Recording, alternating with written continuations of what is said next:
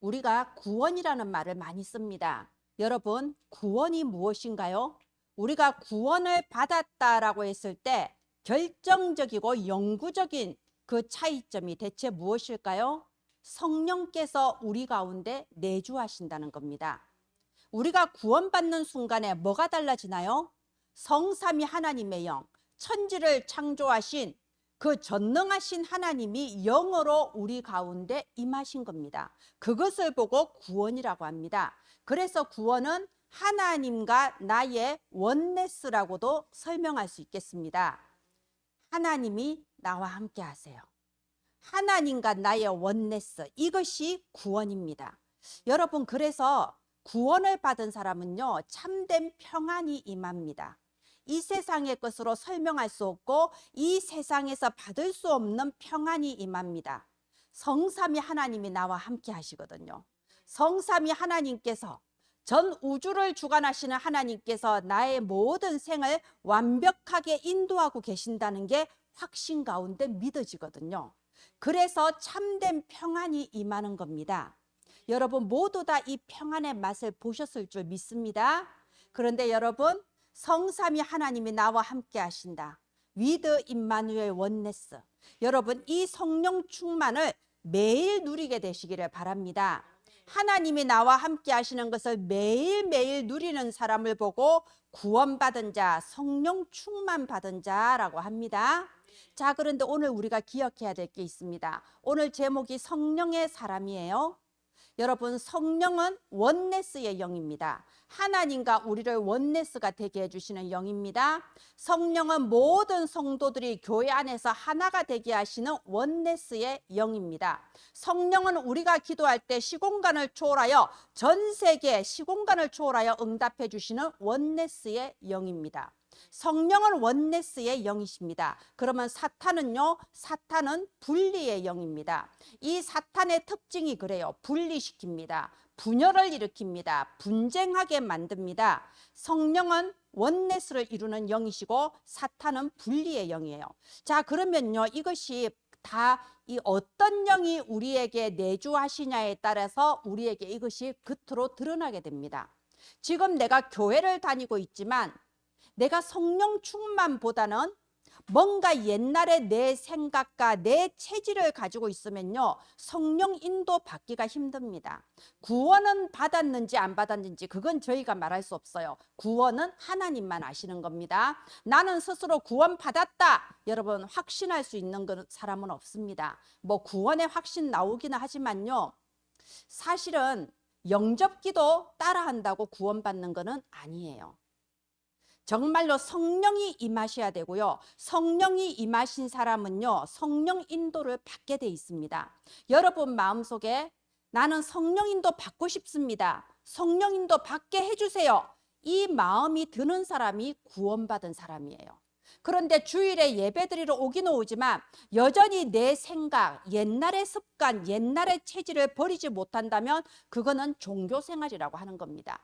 자, 요한복음 8장 44절에 뭐라고 돼 있습니까? 너희는 너희 아비의 욕심대로 행하고자 하느니라 돼 있죠. 이게 뭐죠? 말하자면 소속이 마귀의 소속이다 보니 나의 말하는 것, 나의 생각하는 것, 나의 행하는 것이 나도 모르게 성령인도 받기보다는 나도 모르게 내가 원하지 않는 마귀의 역사를 따라간다, 이 말이에요. 자, 그래서 우리가 성령 충만 받지 못하면요, 어떤 일이 벌어지냐? 분리의 영이 내게 역사합니다. 그러면 교회 안에서도 서로 비판하게 돼요. 분쟁이 일어나게 됩니다. 그게 사탄의 역사예요. 자, 오늘 우리는 이 자리에 예배드리러 왔습니다. 여러분, 그래서 우리는 예배를 드려야 되고 그래서 하나님의 말씀을 받는 겁니다. 여러분이 오늘 말씀을 받을 때 김지영 목사의 말을 받는 게 아니잖아요. 지금 또 살아계시고 지금 또 우주를 주관하시며 지금 나와 함께 하시는 성삼위 하나님이 지금 나에게 도대체 무슨 말씀을 주시려고 이 자리에 앉히셨냐? 이것이 진실한 믿음이에요. 그러면 하나님이 지금 나에게 말씀을 주실 때 내가 그 말씀을 믿음으로 받을 때 이 시간은 나의 체질이 바뀌는 시간입니다. 여러분, 나의 옛사람이 새 사람으로 바뀌는 시간이에요. 그리고 다른 사람 이렇다 저렇다 어떻다 말할 필요가 없습니다. 나 자신의 영적 흐름이 바뀌면 내 주변의 환경은 따라서 바뀌게 돼 있습니다. 나의 영적 흐름이 바뀌는 시간이며 나의 운명의 흐름이 바뀌는 시간이 예배 시간입니다. 운명의 흐름이 바뀐다는 말이 무슨 말인가요? 나의 미래가 바뀐다는 겁니다. 사실은 내 영적 상태가 나의 현실과 나의 미래를 좌우하게 돼 있습니다. 오늘 우리가 예배드리는 이 시간에 앉아 있는 것이 중요한 게 아니고요, 하나님의 말씀이 내게 임하기를 예수님 이름으로 축원드립니다. 성령께서 지금 또 여러분과 함께 하십니다. 지금 여러분에게 말씀을 주시는 겁니다. 하나님, 이 말씀이 내게 믿음으로 내게 각인되게 하소서. 이걸 뭐라고 했죠? 텍스트북이라고 했습니다. 바로 오늘 텍스트북의 역사가 일어나게 되기를 예수님 이름으로 축원드립니다. 예, 다음 화면 해주세요. 성령의 사람은 어떤 사람이냐? 성령께서 하나 되게 하신 그 속에 있는 사람이 성령의 사람입니다. 여러분, 우리가 오늘 에베소서 4장을 보는데요, 이 에베소서 4장은 교회에 대한 성경입니다. 그래서 여기 1절에 보면요, 너희가 부르심을 받았다라고 되어 있습니다. 지금 우리가 교회에 대해서 올바른 교회관을 가져야 됩니다. 교회는요, 부르심을 받은 사람들이 모이는 곳이 교회입니다. 그냥 내가 교회 가고 싶어서 오는 것이 아니에요. 그러니까 하나님의 부르심을 받지 못한 상태에서 교회를 오면 졸리고 힘들고 교회 모든 게 나하고 안 맞는 겁니다.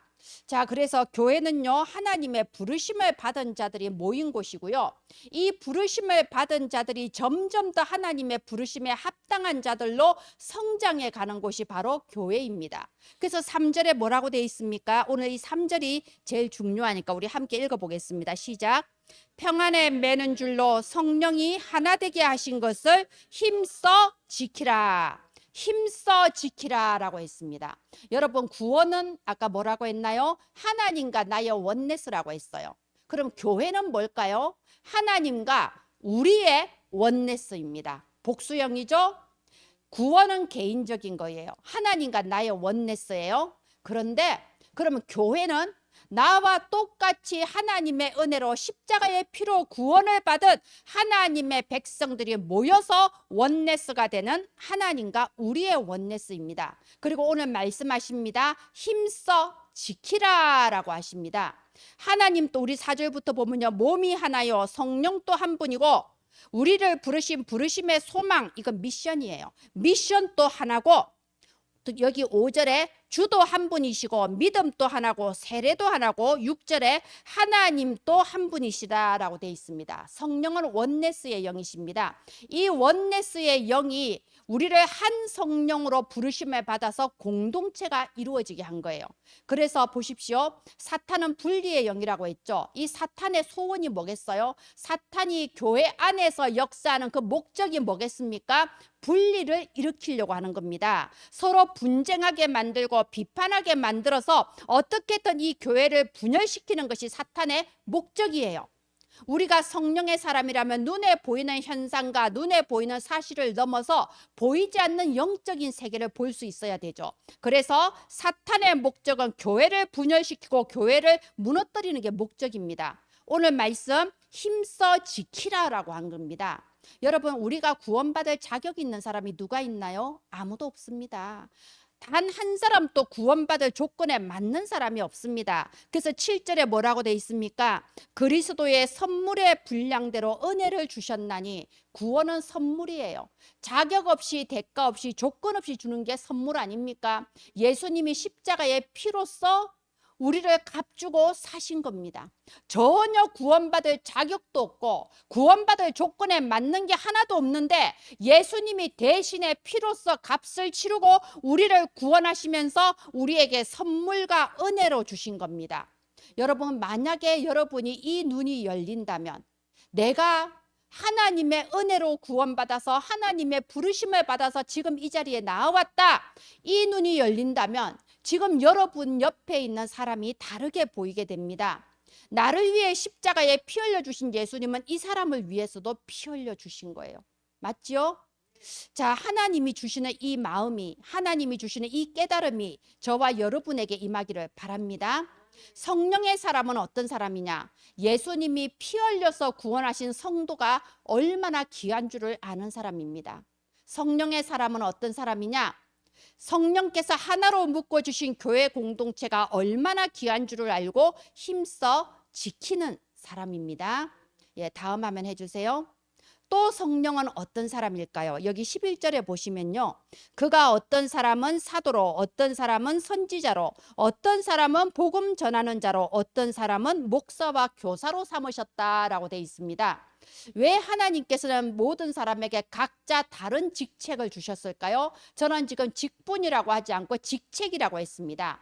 직책이란 말은요, 미션이란 말입니다. 하나님은 교회 안에 여러 성도를 모아서 원네스를 이루게 하시면서 각자에게 맞는 직책을 주셨습니다. 그리고 그 직책을 감당할 수 있는 은사도 함께 주셨습니다. 은사를 받지 못한 사람은 하나도 없어요. 어제 저희 교회에서 이제 토요 학교를 했습니다. 너무나도 감사하게도 우리 교사들이 함께 참석해서 도와줬어요. 근데 제가 지금 목회대학원 갔다 오면서 이제 많이 아파서 사실 지금까지도 밥을 제대로 잘 못 먹고 있거든요. 그래서 힘이 하나도 없어서 아니 찬송가 4절까지 부르기가 힘든 상황인 거예요. 그랬는데 우리 선생님들이 오셔서 저는 잠깐 1부만 하고 선생님들이 다 이렇게 아이들과 함께 토요학교를 해주셨어요. 그게 너무 감사하더라고요. 여러분, 근데 제가 본 게 있습니다. 이렇게 이제 함께 하고 그리고 이제 애들 다 보내고 또 우리가 함께 어제 교사 강습회도 참석하러 갔습니다. 그리고 가면서 포럼을 했죠. 자, 토요학교에 대해서 좀 더 수정하고 싶은 부분, 좀 이렇게 건의하고 싶은 거 얘기하자. 다 얘기했는데요. 엄청 이렇게 도움이 됐습니다. 자, 그러면 우리 다음에는 어떻게 할지 방법을 각자 생각을 해보자. 내가 하는 게 아니고 여러분이 해야 된다. 그게 또 다 생각했는데 큰 도움이 됐어요. 자, 뭐죠? 이게 다 은사가 다르다는 겁니다. 제가 어제 느낀 게 정말 가만히 있을 때는 드러나지 않았는데 뭔가 직책을 감당할 때 하나님께서 주신 은사가 이렇게 드러나는구나, 이걸 느꼈거든요. 하나님께서 우리 모두 각자에게 미션을 주시고 그 미션을 감당할 수 있는 은사를 주신 이유가 뭐냐? 12절입니다. 이는 성도를 온전하게 하기 위함입니다. 봉사의 일을 하게 하기 위함입니다. 그리고 가장 중요한 그리스도의 몸을 세우려 합니다 라고 되어 있습니다. 여러분, 그리스도의 몸이 무엇인가요? 교회잖아요. 여러분 잘 아시죠? 이 교회는 그리스도의 몸입니다. 저희 각 사람은 몸을 이루는 지체입니다. 그리고 교회의 머리는 그리스도이십니다. 자, 하나님께서 우리 각 사람을 그리스도의 몸된 교회를 세우는 사람으로 부르시고 거기에 합당한 직책과 그리고 은사를 부어주신 거예요. 자, 그럼 중요한 게 있습니다. 우리 13절부터 한번 봅시다. 우리가 다 하나님의 아들을 믿는 것과 아는 일에 하나가 되어 온전한 사람을 이루어 그리스도의 장성한 분량이 충만한 데까지 이르리니 이는 우리가 이제부터 어린아이가 되지 아니하여 사람의 속임수와 간사한 유혹에 빠져 온갖 교훈의 풍조에 밀려 요동하지 않게 하려 함이라. 오직 사랑 안에서 참된 것을 하여 범사에 그에게까지 자랄지라. 그는 머리니 곧 그리스도라. 하나님은 우리를 부르셔서 자라게 하십니다. 점점 더 자라서 장성한 분량에 이루게 하시는 겁니다. 그래서 16절에 보면요, 그에게서 온몸이 각 마디를 통하여 도움을 받음으로 연결되고 결합되어 뭡니까? 원네스예요. 서로 돕고 모자란 부분을 채워주는 겁니다. 각 지체의 분량대로 역사하여 하나님이 각 지체에게 주신 은사에 따라 능력으로 역사해 주시는 겁니다. 그래서 그 몸을 자라게 하여 사랑 안에서 스스로 세우느니라. 아멘. 여러분, 이 말씀이 성경 말씀 자체로 여러분에게 깨달아지는 은혜가 있기를 바랍니다. 말을 잘해서 설명을 잘해서가 아니고요. 이 말씀을 여러분이 묵상할 때에 성령께서 여러분에게 이 말씀이 깨달아지고 깨달아지는 것을 넘어서서 믿어지는 그 은혜가 임하기를 바랍니다. 하나님은 저와 여러분을 부르셨습니다. 우리가 완전해서 부른 것이 아니고 부족하고 모자라고 자격 없는데 부르셨어요. 그리고 우리를 성장시켜 나가십니다. 우리를 치유하여 나가십니다. 장성한 분량에 이르기까지 자라가서 나 혼자 다 하는 게 아니라 서로가 서로의 부족한 점을 메우면서 그리스도의 몸된 교회를 이루어 나가시는 겁니다. 여기 22절부터 보면요, 옛사람과 새사람이 나옵니다. 22절에 너희는 유혹의 욕심을 따라 썩어져가는 구습을 따르는 옛사람을 벗어버려라 라고 되어 있습니다. 옛사람 뭔가요? 구습이란 말이 나오죠. 옛날 습관. 나는 원래 이런 사람이고 이럴 때는 원래 이렇게 해야 되고, 이게 옛사람이에요. 옛사람의 습관을 벗어버리고 이제는 너희의 심령이 새롭게 되어 하나님을 따라 의와 진리의 거룩함으로 지으심을 받은 새 사람을 입어라 라고 되어 있습니다. 여러분, 우리 교회 안에서 보면요, 이상한 사람들도 있죠. 예, 우리가 보통 그렇게 말하잖아요. 영적 문제 있는 사람. 예, 있습니다. 영적 문제는 누구나 있는데 그게 드러나는 사람들도 있습니다. 영적 문제는 누구나 있는데 어떤 사람은 그것이 경제로, 건강으로 드러나는 사람도 있고요. 어떤 사람은 성격적으로 드러나는 사람도 있어요. 중요한 건 전부 다 영적 문제가 있다는 거예요. 그래서 여러분, 다른 사람 함부로 판단하면 안 되는 겁니다. 나에게는 저 사람이 이상하지만 저 사람 봤을 때 내가 이상한 사람일 수가 있거든요. 이게 옛 습관이에요. 옛날 습관을 버리지 못하니까 저 사람이 이상하게 보이는 겁니다. 그래서 여러분, 이걸 기억하면 됩니다. 우리는 자라가는 중이에요. 우리는 지금 또 치유의 과정입니다. 그래서 그리스도의 몸된 교회를 이루어 나가는 한 몸 공동체라는 겁니다. 여러분, 성령의 사람은 어떤 사람인가요? 성령은 원네스의 영이에요. 원네스 되어서 교회 공동체를 세워 나가는 사람이 성령의 사람의 특징입니다. 예, 다음 화면 해주세요. 세 번째로 성령의 사람은 사탄에게 속지 않는 사람입니다. 여러분, 26절, 27절을 보겠습니다. 25절에 우리가 서로 지체가 됨이라 라고 되어 있죠. 예, 우리는 이 그리스도의 몸된 교회를 이루는 지체입니다. 그래서 우리가 교회 안에서 형제님, 자매님 부르잖아요. 이게 진짜 맞는 말이에요. 예수 그리스도 안에서 한 피로서, 피가 통하는 형제, 자매고 한 성령으로서 하나님의 다 같은 자녀가 됐잖아요. 자, 우리는 형제 자매입니다. 그래서 26절 27절에 중요한 부분 나오죠. 분을 내어도 죄를 짓지 말고 해가 지도록 분을 품지 마라. 여러분, 우리가 이게 욱하는 성격이 있죠. 예, 또 원래 체질적으로 그냥 화가 많은 사람들이 있습니다. 항상 분노하는 사람들이 있습니다. 뭐 체질일 뿐이에요. 근데 그 모든 분노를 사탄을 향해 터뜨리기를 바랍니다. 우리가 분노해야 될 대상은요, 마귀 사탄이에요. 이 창세기 3장의 저주 재앙에 대해서 분노해야 되고요, 복음 몰라 죽어가는 전 세계를 향해서 분노해야 됩니다. 내 옆에 있는 사람한테 분노하지 않기를 바랍니다. 여기서 보면요, 이 분노라는 것에 대해서 여러분, 죄라는 인식을 가지시기 바랍니다. 우리가 내 옆에 있는 사람에게 분을 터뜨리는 건 죄예요. 왜 죄냐? 여기에 27절에 마귀에게 틈을 주지 말라라고 되어 있지 않습니까? 지금 성경 말씀에, 하나님의 말씀에 너희가 분노하는 것은 마귀가 틈을 타는 거라고 되어 있습니다. 즉 다시 말해서 영적인 배후가 따로 있는 거예요. 영적인 배후가 따로 있는데 우리가 이 마귀의 종이 되어서 분노를 터뜨림으로 해서 교회 안에 분리와 분열을 일으킨다 이겁니다.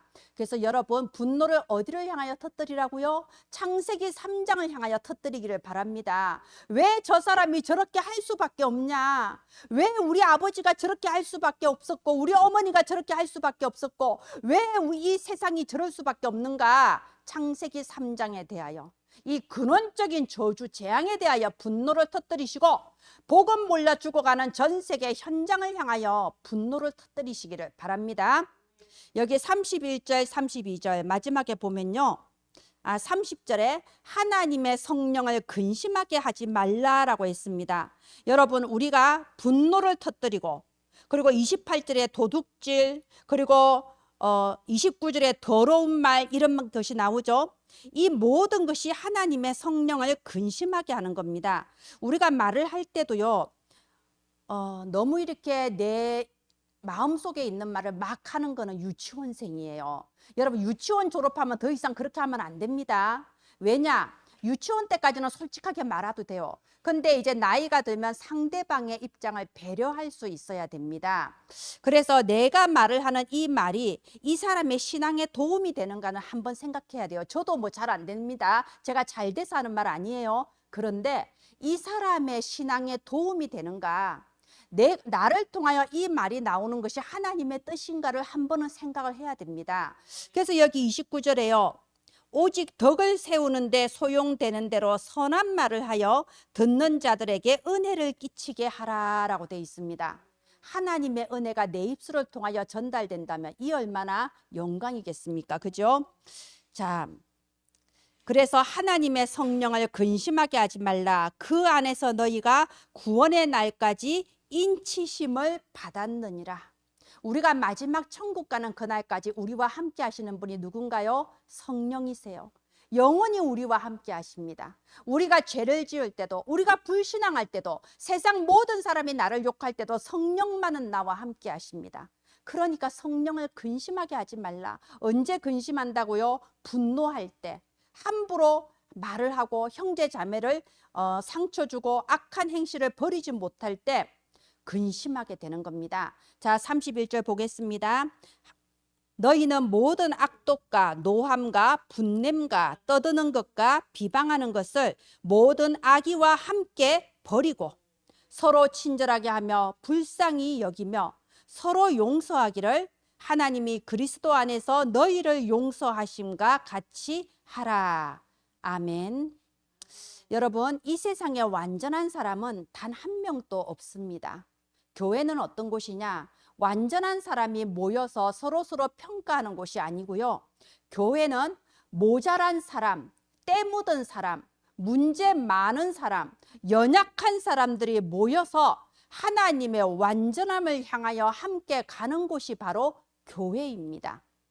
사실은 내가 스스로 나 자신에게 확신이 없고 나 자신에게 자신감이 없으면요, 자꾸 다른 사람의 잘못된 점을 꼬집어요. 왜냐하면 다른 사람의 부족한 점을 꼬집을 때 나는 괜찮다는 안도감이 들거든요. 그런 심리가 사실 있습니다. 근데 자기 자신이 하나님 앞에서, 내가 사람 앞에서는 아니지만 하나님 앞에서는 완전하다, 내가 복음 안에서는 완전하다, 이 복음이 믿어지는 사람은요, 굳이 다른 사람에 대해서 말할 필요가 없습니다. 자, 그래서 교회에 대해서 세 가지 성경 구절만 주고 마치겠습니다. 여러분, 사도행전 1장 14절, 교회가 처음 시작할 때 주신 말씀입니다. 그들이 더불어 마음을 같이하여 오로지 기도하기를 힘쓰니라 라고 되어 있습니다. 여러분, 이 오로지 기도하는 이 기도를 통하여 초대교회가 탄생했습니다. 사실은 오로지 기도하면 안 되는 상황 아닌가요? 전부 다 도망가야 되고 살 길을 찾아야 되는 상황이에요. 그런데 도망가지 않고 모여서 오로지 기도한 사람, 원네스 돼서 기도한 사람들이 있습니다. 그들을 통하여 초대교회가 시작되었고 세계복음화 역사가 지금까지 이루어지고 있습니다. 우리 교회가 지금 또 릴레이 기도하고 있습니다. 왜 하고 있나요? 오로지 기도하는 겁니다. 더불어 마음을 같이 하여서, 여러분, 그래서 제가 표시 좀 내라고 하는 거예요. 다 기도하시는 줄은 제가 압니다. 근데 표시 내면요, 아, 저분 또 기도하고 있구나, 저분 또 기도하고 있구나, 서로가 원네스 되면서 시너지 효과가 나거든요. 그래서 더불어 마음을 같이하여 오로지 기도하기를 힘쓰더라. 이것이 교회에 있어서 가장 중요한 시작점입니다. 두 번째 성경 구절입니다. 사도행전 2장 42절에 보면요, 그들이 사도의 가르침을 받아 서로 교제하고 떡을 떼며 오로지 기도하기를 힘쓰니라, 이 구절이 나옵니다. 여러분, 사도의 가르침을 받아 서로 교제하며, 이것이 성도의 교제입니다. 우리가 예배 마치고 나서 그냥 우리 서로 교제하려고 하면요, 제가 교회 안 다녀봤습니까? 제가 교회를 평신도로서 교회를 다니면서 본 게 그래요. 여자분들은요, 교회 모여서 점심 먹고 나면 주로 하는 얘기가, 내가 이번에 신발을 샀는데 어디서 샀다, 거기가 싸더라, 그거 가르쳐 달라, 내가 가방을 샀는데 어떻더라, 또 누구 아빠가 어쩌더라, 누구 집 애가 어쩌더라, 주로 이런 얘기 하게 돼 있습니다. 제가 남자들하고 밥 먹고 어울려 보지 않았는데 뭐 남자들도 별다르지는 않아요. 그래서 교회도 마찬가지입니다. 우리가 교회 예배 끝나고요, 밥 먹고 그리고 우리가 함께 교제할 때, 그때 그때 나의 체질이 다 나오는 거거든요. 그래서 여러분 뭐 내 체질을 감춰라 이 얘기가 아니고요. 최소한 예배가 끝나면 하나님의 말씀을 붙잡고 교제하는 거예요. 그게 포럼입니다. 그들이 사도의 가르침을 받아 서로 교제하고, 뭘로 교제해요? 술 한잔 마시면서 교제할 겁니까? 뭘로 교제해요? 골프 치면서 교제할 겁니까? 하나님의 말씀을 가지고 교제하며, 반드시 포럼은 기도로 시작하고 기도로 끝내야 되죠. 감사하며 기도함으로써 포럼하는 겁니다. 세 번째 성경 구절입니다. 사도행전 13장 1절에서 4절입니다. 여러분처럼 시간이 가면 갈수록 이 사도행전 13장 1절 4절이 너무나도 중요하게 와닿아요. 지금 이 안디옥 교회에 이 중요한 지도자들이 모여서 금식을 하면서 기도했다고 돼 있습니다. 여러분 밥을 굶으면서, 제가 지금 3일만 지금 굶어도 정말 이렇게 힘이 하나도 없는데, 밥을 굶어가면서 금식하며 기도했는데 뭘 위해 기도했다고 돼 있어요? 하나님, 선교를 하고 싶습니다. 하나님, 선교를 하고 싶은데 어떻게 하면 될지 성령인도 받게 해주세요. 선교를 하고 싶어서 모여서 기도한 게 안디옥 교회예요. 그래서 안디옥 교회 이 기도 이후에 얼마나 놀라운 성령의 역사가 많이 나왔습니까? 그때 안디옥 교회가 함께 기도한 그 기도가 지금 은혜나무 교회까지 연결이 되고 있는 거 아닙니까? 자, 보십시오. 우리가 오늘 선교 주일입니다. 왜 선교 주일인가요? 선교가 우리 마음에 그다지 잘 안 담겨요. 갈보리산은 어떻게 가는데 그다음 감람산 올라가기가 쉽지가 않다니까요. 그래서 한 달에 한 번은 선교를 놓고 우리가 마음 담아서 기도하면서 내 영적 상태의 흐름이 바뀌는 축복을 누리도록 우리가 오늘 한 달에 한 번 넷째 주에 선교 주일을 하는 겁니다. 사도행전 1장 14절, 사도행전 2장 42절, 사도행전 13장 1절부터 4절까지 이 세 가지 성경 구절을 마음에 담으시고 우리가 성령의 원네스가 되어서 하나님이 나를 보내신 이 교회가 하나님이 기뻐하시는 공동체가 될 수 있도록 여기에 심부름하게 되기를 바랍니다. 예, 마지막 화면 해주세요. 여러분, 우리가 오늘 하나님의 말씀을 받았습니다. 그래서 하나님의 말씀을 받을 때 이 말씀이 내게 믿음으로 각인될 때 그때 내 운명의 흐름이 바뀐다고 했습니다. 여러분, 우리가 하나님의 말씀을 받으면 300%로 적용을 해야 돼요. 300% 뭐냐? 첫 번째, 나 자신에게 적용해야 됩니다. 두 번째, 내 현장에 적용해야 됩니다. 저에게 있어서는 현장이 이 교회입니다. 그래서 저는 교회에다 적용합니다. 세 번째, 이제는 나의 미래, 세계복음화의 미래를 향하여 적용을 하는 겁니다. 적용해서 나 자신에게 주시는 하나님의 미션이 뭐냐? 교회에 주시는 하나님 미션이 뭐냐? 여러분이 직장 현장, 가정 현장, 가문 현장이 있잖아요. 학교 현장이 있잖아요. 내 현장에 주시는 하나님 미션이 뭐냐 찾는 거고, 이 말씀을 통하여 나의 미래에 이루실 일이 뭐냐, 이걸 적용해서 묵상해서 찾는 겁니다. 에베소서 3장 19절에 보면요, 너비와 길이와 높이와 깊이를 알라고 돼 있습니다. 사탄은요, 내 입장밖에 모르게 만듭니다. 절대 너비, 높이, 깊이 이런 거 생각 못하게 해요. 지금 당장, 지금 내 입장, 내가 기분이 나쁘다, 이 이상 생각을 못하게 하는 게 사탄의 역사입니다. 그러니까 분리가 일어나고 분쟁이 일어날 수밖에 없어요. 근데 요셉은 어쨌습니까? 요셉은 속지 않았습니다. 요셉은 너비와 길이와 높이와 깊이를 생각했어요. 아까 말씀드린 대로 왜 나에게 이런 일이 일어났는가? 하나님은 우리 가문에 대하여 어떤 일을 이루시려고 나를 애굽에 보내셨는가? 하나님이 나를 애굽에 보내신 것은 앞으로 미래에 무엇을 하려고 하시는 건가? 나 자신과 내가 있는 현장과 그리고 미래를 놓고 미션을 찾은 겁니다. 정확한 답을 낸 거예요. 여러분, 이번 주에 요셉처럼 질문하시기를 바랍니다. 하나님의 말씀으로 답을 찾기를 바랍니다. 하나님, 나를 왜 이 교회에 보내셨습니까? 부르심을 받은 자가 모이는 거라고 했습니다. 나를 왜 이 교회에 보내셨습니까? 여러분, 답을 찾는 한 주가 되기를 바랍니다. 여러분이 가장 고민되는 현장, 여러분 마음대로 안 되는 현장, 하나님이 보내신 현장이 있을 거예요. 하나님, 나를 이 현장에 왜 보내셨습니까? 미션을 찾기 바랍니다. 여러분에게 일어나는 모든 일들과 사건은 우연이 없습니다. 여러분은 세계복음화 흐름 속에 부름받은 너무나도 중요한 사람들이에요. 그러면 하나님이 이 사건을 통하여 어떻게 세계복음화를 이루려고 하십니까? 질문하시기 바랍니다. 어떤 경우에도 승리할 수 있는 답, 하나님의 축복을 받을 그 답을 찾는 한 주간 되시기를 예수님의 이름으로 축원드립니다. 기도합니다. 하나님 은혜를 감사합니다. 오늘 성령의 사람원이란 말씀을 주셨습니다. 하나님, 성령께서 지금 분명히 나와 함께 하시며 마지막 천국 가는 그날까지 나와 함께 하시는데, 나를 향하신, 내가 있는 현장을 향하신, 그리고 나의 미래를 향하신 하나님의 절대 계획이 무엇이며 내게 주신 미션이 무엇인지 발견되는 최고의 축복을 저와 은혜나무 성도들에게 부어 주시옵소서. 우리의 모든 삶이, 우리의 큰일이나 작은 일이나 하나님의 절대 주권과 하나님의 경륜 속에 이루어지는 것을 우리가 증거로 붙잡게 하여 주시옵소서. 살아계신 주 예수님 이름으로 기도합니다. 아멘.